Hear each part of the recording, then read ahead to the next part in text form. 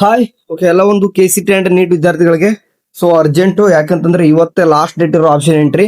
So ಹಂಗಾಗಿ ಯಾರೆಲ್ಲ option entry ಮಾಡಿಲ್ಲ ಹೋಗ್ಬಿಟ್ಟು ಈಗ ಮಾಡ್ಕೊಳ್ಳಿ, ಕ್ಲೋಸ್ ಆಗುತ್ತೆ. ಇಲ್ಲ ಅಂತಂದ್ರೆ ಸರಿ, ಆಪ್ಷನ್ ಎಂಟ್ರಿ ಮಾಡ್ತೀರಾ, ಮಾಡಿ ಅದಾದ ನಂತರ ನೆಕ್ಸ್ಟ್ ಏನ್ ಪ್ರೊಸೆಸ್ ಅಂತ ಹೇಳ್ತಾ ಹೋಗ್ತೀನಿ. ಓಕೆ, ಪ್ರವೇಶ ಕ್ಲಿಕ್ ಮಾಡ್ಕೊಳ್ಳಿ. UGC ಆರ್ UG ಎರಡಾದ್ರೂ ಯಾವ್ದಾದ್ರು ಕ್ಲಿಕ್ ಮಾಡ್ಕೋಬಹುದು. ಬಟ್ ಸ್ವಲ್ಪ ಡಿಫ್ರೆಂಟ್ ಅಂತೂ ಇದೆ. ವೇಳಾಪಟ್ಟಿ ಪ್ರಕಾರ ಇವತ್ತು ನಿಮ್ದು ಲಾಸ್ಟ್ ಡೇಟ್ ಆಯ್ತಾ.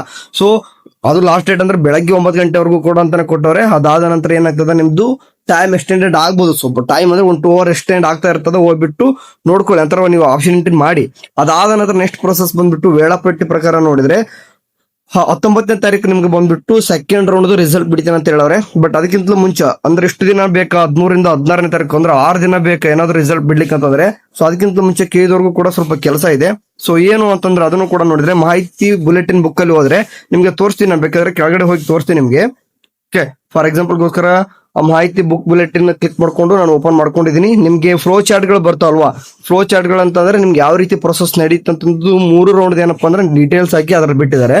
ಇದರಲ್ಲಿ ಏನು ಮೆನ್ಷನ್ ಮಾಡಿದ್ದಾರೆ ಅಂತಂದ್ರೆ ನಿಮ್ಗೆ ಓಕೆ ಇಲ್ಲಿ ತೋರಿಸ್ತೀನಿ. ನಿಮ್ಗೆ ಕಾಣಿಸ್ತಾ ಇದೆ ಈ ಬಾಕ್ಸ್ ಒಳಗಡೆ ವೆರಿಫಿಕೇಶನ್ ಸ್ಲಿಪ್ ಬಂದಿತ್ತು, ಆಪ್ಷನ್ ಎಂಟ್ರಿ ಆಯ್ತು, ಮಾಕ್ ಅಂಡ್ ರಿಸಲ್ಟ್ ಫರ್ದರ್ ಅಂತಂದ್ರೆ ಮಾಕ್ ರಿಸಲ್ಟ್ ಅಲ್ಲಿ ಮೆನ್ಷನ್ ಮಾಡಿಲ್ಲ. ನೀವು ನೋಡಿದ್ರೆ ಮಾಕ್ ರಿಸಲ್ಟ್ ಅಂತಿದ್ದಾರೆ ಅಂತ ಅನ್ಬೋದು.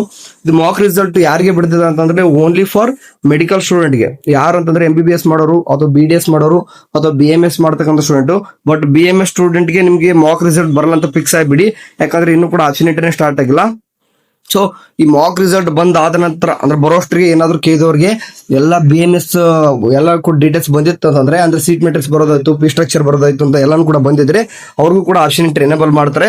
ಇಲ್ಲ ಅಂತಂದ್ರೆ ನಿಮ್ಗೆ ನೀಡ್ ದ ಸೆಕೆಂಡ್ ರೌಂಡ್ ಅಲ್ಲಿ ಪಾರ್ಟಿಸಿಪೇಟ್ ಮಾಡಿ ಬಿಡ್ತಾರೆ. You can go with choice 2 ಆಯ್ತಾ. ಅಂದ್ರೆ ಫಸ್ಟ್ ರೌಂಡ್ ಗೆ ಸೀಟ್ ಸಿಗುತ್ತೆ, ಒಂದು ಅಲಾಟ್ಮೆಂಟ್ ಆಗುತ್ತೆ. ರಿಸಲ್ಟ್ ಅದು ವೇಳಾಪಟ್ಟಿ ಪ್ರಕಾರ ಎಲ್ಲಿತ್ತು, ಯಾವ ಡೇಟ್ ಇತ್ತು, ಓಕೆ ತೋರಿಸ್ತೀನಿ ಇನ್ನೊಂದು ಟೈಮ್ ಬೇಕಾದ್ರೆ.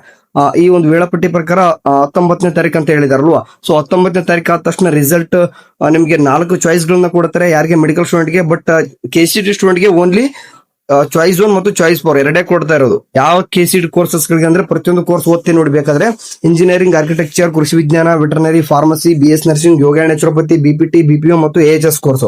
ಇಷ್ಟು ಕೋರ್ಸಸ್ ಗೆ ಸೆಕೆಂಡ್ ರೌಂಡ್ ಅಲ್ಲಿ ನಿಮ್ಗೆ ಏನ್ ಸೀಟ್ ಸಿಗುತ್ತೋ ನೀವು ಅಡ್ಮಿಷನ್ ಆಗಬೇಕು ಒಂದು, ಇಲ್ಲ ಚಾಯ್ಸ್ 4 ಕೊಟ್ಟು ಹೋಗ್ಬೇಕು ಒಂದು. ಇಲ್ಲ ನಿಮ್ಗೆ ಮೆಡಿಕಲ್ ಕೋರ್ಸಸ್ ಗಳು ಹಾಕೊಂಡಿದೀನಿ ಮೇಲ್ಗಡೆ, ಮೆಡಿಕಲ್ ಮತ್ತೆ KCT ಕೋರ್ಸಸ್ ಗಳನ್ನು ಕೂಡ ಎರಡು ಕೂಡ ಆಡ್ ಮಾಡ್ಕೊಂಡಿದೀನಿ ಅಂತಂದ್ರೂ ಕೂಡ, ಫಾರ್ ಎಕ್ಸಾಂಪಲ್ ಸೆಕೆಂಡ್ ರೌಂಡ್ ಅಲ್ಲಿ ನಿಮ್ಗೆ ಇಂಜಿನಿಯರಿಂಗ್ ಸಿಕ್ಕು, ಮೇಲೆ ನಿಮ್ ಮೆಡಿಕಲ್ BDS ಹಾಕೊಂಡಿದ್ರು ಸಹಿತ ನಿಮ್ಗೆ ಚಾಯ್ಸ್ 2 ಅವಕಾಶ ಇರುತ್ತೆ. ವರಿ ಮಾಡ್ಕೋಬೇಡಿ. ಓಕೆ, 4 ಚಾಯ್ಸಸ್ ಕೊಡ್ತಾರೆ.